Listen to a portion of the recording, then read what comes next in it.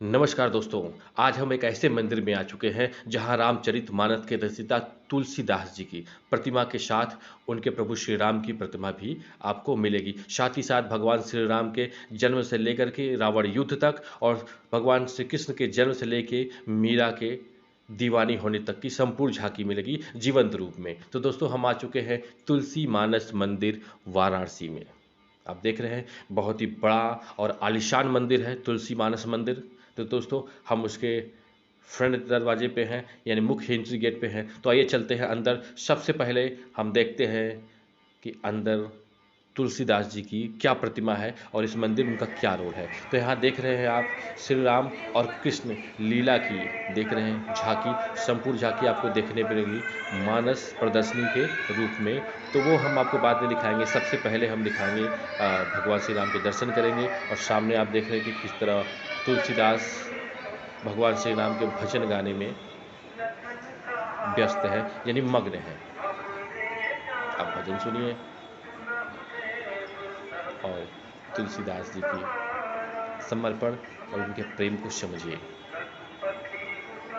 तो आप देख रहे हैं ये जीवंत रूप में झांकी बनाई गई है। यहाँ जितने भी चित्र बनाए गए हैं सब के सब जीवंत बनाए गए हैं। यहाँ पे जैसे लग रहा है कि तुलसीदास अभी पाठ कर रहे हैं, अभी उनका गुणगान कर रहे हैं, अभी उनका भजन कर रहे हैं। तो आइए दोस्तों हम चलते हैं भगवान श्री राम के दर्शन को। आप देख रहे हैं कि बहुत ही बड़ा और विशाल प्रांगण और बहुत ही अच्छे कॉरिडोर और पूरे वाइट और ब्लैक मार्बल के साथ ये सजाया गया मंदिर है।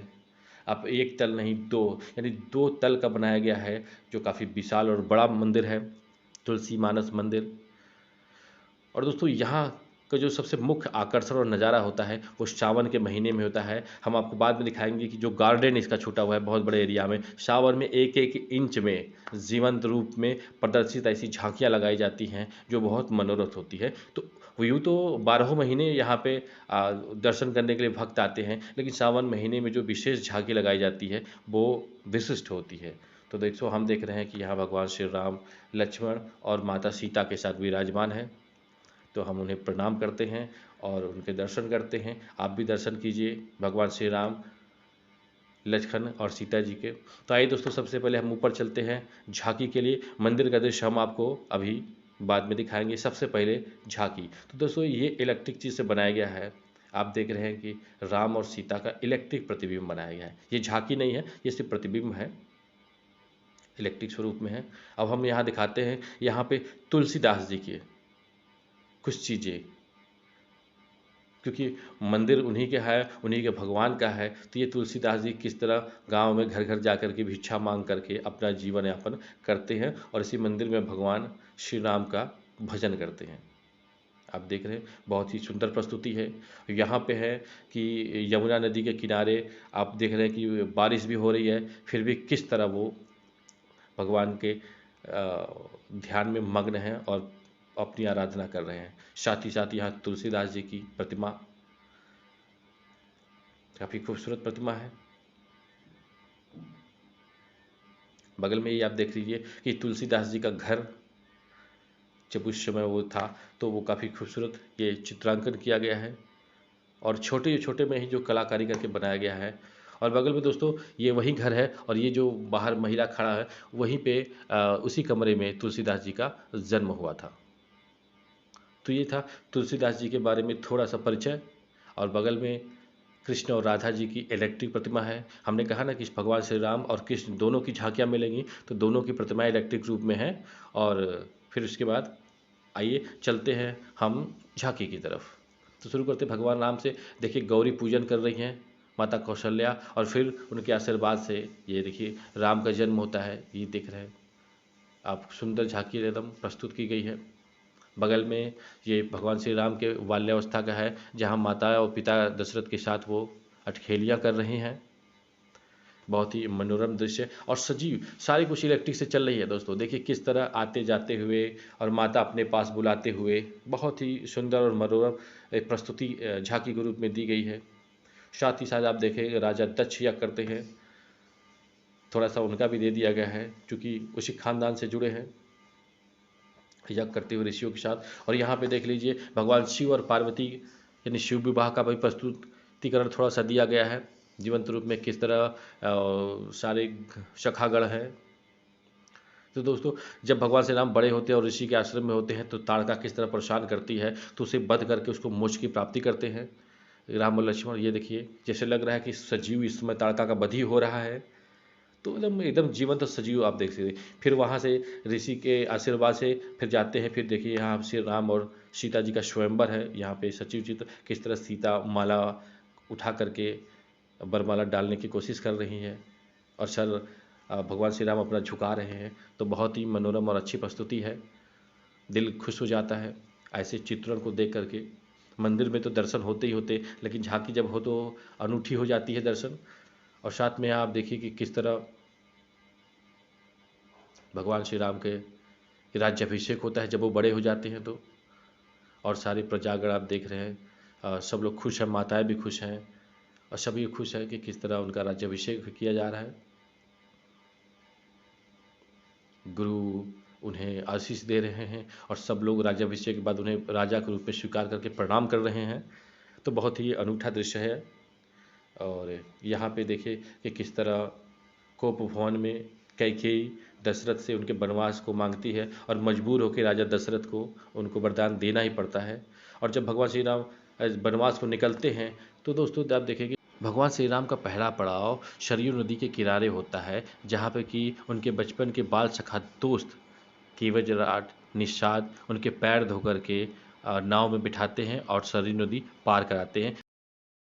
फिर रास्ते में शूर्पणखा उनसे मिलती हैं और प्रण निवेदन विवाह का प्रस्ताव रखती है और फिर लक्ष्मण जी उसका नाक काट देते हैं।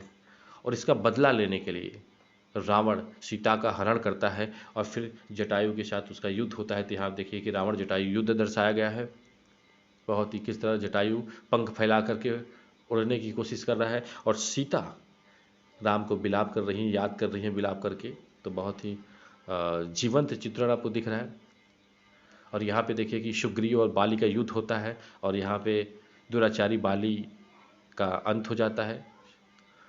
तो जो झांकी है दोस्तों इलेक्ट्रिक के साथ बहुत ही खूबसूरती से प्रस्तुत की गई है और युद्ध दिखाया है किस तरह गदा से युद्ध हो रहा है। यहाँ पे रास्ते में जब सीता के खोज में भगवान राम निकलते हैं तो जटायु मिलता है और उन्हें बताता है कि रावण उठा ले गया है और साथ ही साथ वहीं पे उनके गोद में अपने प्यार त्याग देता है और मोक्ष को प्राप्त हो जाता है। तो ये भी चित्रण बहुत ही खूबसूरत दिया गया है। रावण युद्ध होता है और जब रावण हारने लगता है राम के साथ तो अपने सोए हुए भाई कुंभकर्ण को निद्रा में से जगाने की कोशिश करता है। तो आप देखिए कि ये किस तरह चित्रण दिया गया है कि कुंभकर्ण सोया हुआ है, उसे जगाने की कोशिश कर्मचारी कर रहे हैं। साथ ही साथ जब कुंभकर्ण भी हार जाता है तब रावण स्वयं भगवान श्री राम से युद्ध करने के लिए आता है। और यहाँ पे देखिए खूबसूरत मंचन किया गया है कि तीर धनुष के साथ रावण और प्रभु श्री राम के बीच युद्ध हो रहा है। युद्ध के बाद जब वो लौटते हैं सीता के साथ तो लोगों के कहने पे किस तरह उन्हें अपने सतीत्व की परीक्षा देने है। तो सीता जी की यहाँ अग्नि परीक्षा होती है। आप देख रहे हैं कितना जीवंत चित्रण किया गया है कि किस तरह आग में बैठी हुई हैं और अपनी अग्नि परीक्षा दे रही हैं। तो दोस्तों ये था राम की झांकी। अब हम चलते कृष्ण की तरफ। यहाँ देख रहे हैं कि वासुदेव जन्म के बाद किस तरह उन्हें टोकरी में ले करके जा रहे हैं और साथ में शेषनाग उन्हें बारिश से बचाते हुए फन करके खड़े हैं। तो ये बहुत ही जीवंत है। जब श्री कृष्ण थोड़े बड़े होते हैं तो सखाओं के साथ किस तरह माखन चुराते हैं, इसकी भी सजीव झांकी है। देखिए अपनी अपनी बारी के इंतजार में लोग हाथ उठा के मांग रहे हैं कि हमें हमें माखन, हमें माखन। उसके बाद कालिया का जो अभिमान होता है उसका मान मर्दन करते हैं, उसके फन पे नाचते हैं। और ये एकदम सची हुई चित्रण देखे किस तरह भगवान श्री राम मुरली बजाते हुए नाच रहे हैं और साथ में बहुत सारी गोपियां हैं और कालिया की जो पत्नी दोनों थी वो प्रार्थना कर रही हैं उन्हें छोड़ने का।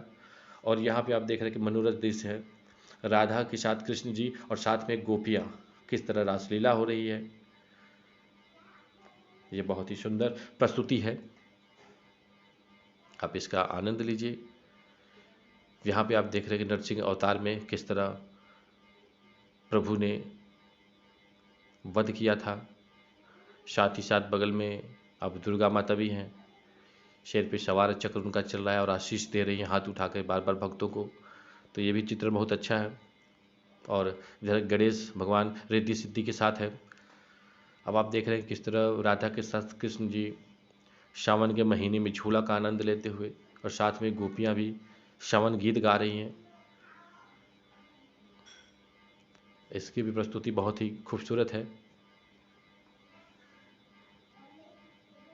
और दोस्तों ये सब जो झांकियाँ हैं वो आपको हमेशा देखने को मिलेगी। मैंने कहा सावन में विशेष होता है, और इस तरह देखिए किस तरह राधा का प्रण निवेदन है, जिन्हें श्री कृष्ण बांसुरी बजाते हुए अनसुना कर रहे हैं। तो काफ़ी खूबसूरत चित्रण है इस मानस मंदिर में। आप आइए, देखिए, और दर्शन के साथ साथ झांकियों का लुत्फ़ उठा के गदगद हो जाइए। यहाँ पे देखिए कि यह बाल्य रूप दिया गया है कि किस तरह माता यशोदा माखन निकाल रही हैं, और माखन मिलने के इंतज़ार में श्री कृष्ण वहाँ पे खड़े हैं।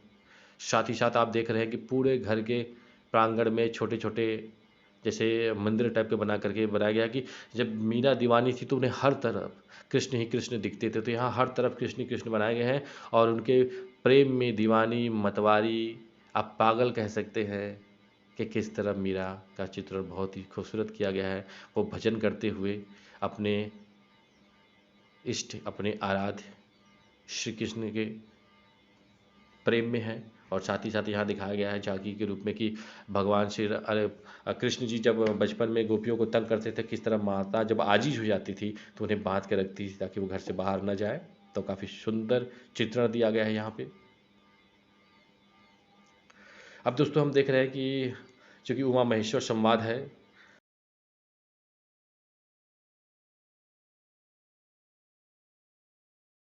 और ये देख रहे हैं कि तुलसीदास जी को जब चित्रकूट में भगवान श्री राम के दर्शन हुए थे तो वो यहाँ पे दर्शाया गया है, चित्रण किया गया है झांकी के रूप में।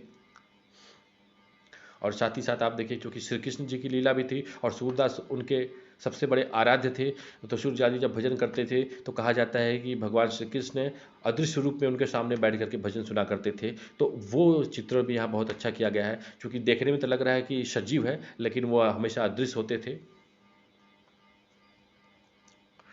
दोस्तों ये तो झांकी थी। अब हम देख रहे हैं कि किस तरह मंदिर के दीवारों पे बनाया गया कि किस तरह राजा दशरथ बहुत सारी देवी देवताओं की मन्नत और पूजा करने के बाद उन्हें भगवान नारायण आशीर्वाद देते हैं कि मैं उनके घर पुत्र के रूप में जब जन्मूंगा। तो आप देख रहे हैं किस तरह आशीर्वाद लेते हैं, और ये चित्र के रूप में पूरे मंदिर में चित्रांकन किया गया है। और देखिए भगवान श्रीका से नारायण जी से जब आशीर्वाद लेती हैं माता कौशल्या, तो उसके बाद ये चारों पुत्र अलग अलग लोगों को प्राप्त होता है, और ये उनका बाल्यावस्था है, राम लक्ष्मण भरत शत्रुघ्न। फिर देखिए कि किस तरह उनका राज्याभिषेक होता है, और यहाँ पे मंथरा के बहकावे में कैकेयी आ जाती है और फिर उन्हें वनवास हो जाता है, उसका भी चित्रण दिया गया है। ये पेंटिंग के रूप में दिया गया है। यहाँ पे जनता के लोगों से मतलब अपने अयोध्यावासी से मिल रहे वन को जाने के लिए। और यहाँ पे भरत देखिए कि उनकी खड़ाओं के ही सब कुछ मान करके राज चलाने की शपथ लेते हैं। फिर उन्हें गंगा नदी के यमुना नदी के तट पर छोड़ा जाता है, और वहाँ पे केवटराज निषाद उनके पैर धोते हैं। फिर बाली का वध किया जाता है, ये भी चित्रण दिया गया है। जटायु फिर रावण का युद्ध हो रहा है, ये चित्रण है। फिर जटायु के साथ प्रभु का वार्तालाप है और वहीं पर वो मोक्ष को प्राप्त होता है। फिर आप देख रहे हैं किस तरह माता सीता हनुमान को अपनी निशानी देती हैं, और फिर अंत में सभी पुष्पक विमान से अयोध्या लौट आते हैं। तो दोस्तों ये पेंटिंग के रूप में था, वो झांकी के रूप में था। तो काफ़ी खूबसूरत मंदिर है तुलसी मानस मंदिर। दोस्तों आइए अब हम देखते हैं कि बाहर का थोड़ा सा आपको दिखाते हैं कि किस तरह प्रांगण उसका है। काफ़ी खूबसूरत गार्डन और बड़ा गार्डन है। यही गार्डन में हमने कहा कि आपको सावन के महीने में गार्डन का एक एक इंच पूरी झांकियों से सजा रहेगा और काफ़ी मनोरथ रहेगा, और दर्शनार्थियों की इतनी खचाखच भीड़ होती है कि जगह रखने की पाँव रखने की जगह नहीं मिलती। तो ऐसे समय में आइए तो खूबसूरत मानस मंदिर का और आनंद आप लीजिए। तो दोस्तों ये देखिए खूबसूरत फाउंटेन, और साथ में ये गार्डन बहुत ही खूबसूरत है। मंदिर में दर्शन करने के बाद अगर आप यहाँ पर बैठ करके आनंद लेना चाहते हैं, विश्राम करना चाहते हैं, तो कर सकते हैं। हर जगह जगह ही जगह है। तो दोस्तों ये था तुलसी मानस मंदिर जो बनारस में स्थित है दोस्तों। तो दोस्तों आप हमारे साथ बने रहिए, ऐसे ही यूनिक से यूनिक वीडियो के लिए मिलते हैं नेक्स्ट वीडियो में। तब तक के लिए नमस्कार।